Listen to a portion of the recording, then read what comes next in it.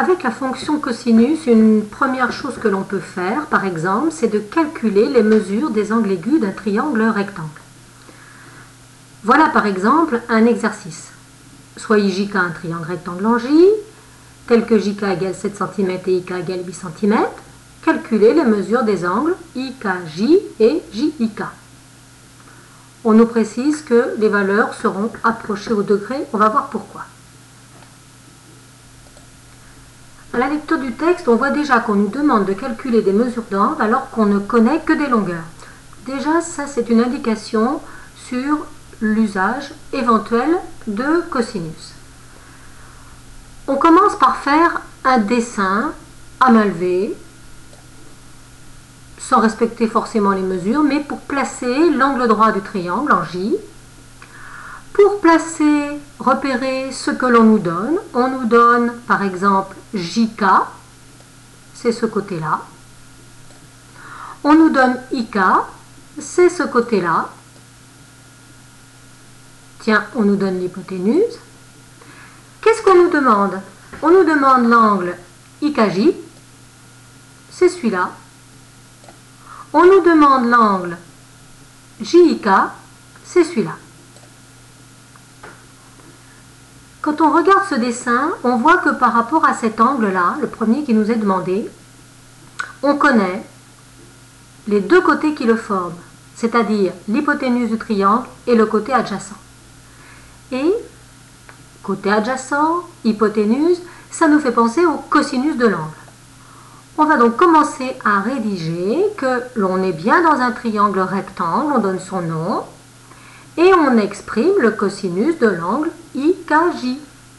Côté adjacent, JK sur hypoténuse IK. On remplace avec les valeurs que l'on nous donne. Cosinus IKJ égale 7 sur 8. 7 sur 8, c'est la valeur du cosinus de l'angle. Ce n'est pas l'angle lui-même. Pour trouver l'angle, on va devoir utiliser la calculatrice.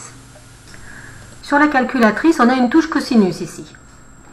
Mais dans cet exemple, on veut calculer un angle. Donc, il ne faut pas utiliser la touche cosinus directement, mais celle qui est en jaune juste au-dessus, qui veut dire la fonction inverse du cosinus, celle qui permettra de trouver l'angle. Donc, voilà ce qu'on tape sur la calculatrice. D'abord, seconde fonction, cosinus. On voit que la calculatrice affiche cosinus exposant moins 1. Ça veut dire l'inverse du cosinus. C'est ça qui permet de trouver l'angle, je répète.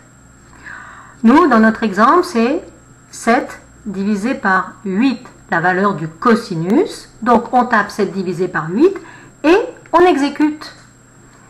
La calculatrice affiche 28 points et puis plusieurs chiffres après la virgule. C'est une valeur approchée de l'angle.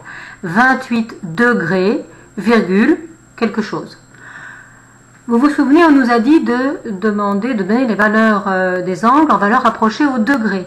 Donc ici, nous, on va donner une valeur approchée de 29 degrés. On trouve donc IKJ environ 29 degrés. Il nous reste le deuxième angle à trouver. Réfléchissez une minute.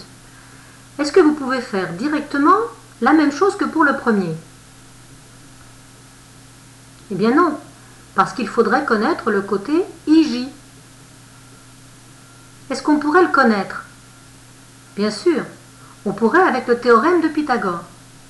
Tout cela serait un peu long. Il y a une propriété beaucoup plus simple qui permet de trouver très vite le deuxième angle aigu. La propriété est celle-ci.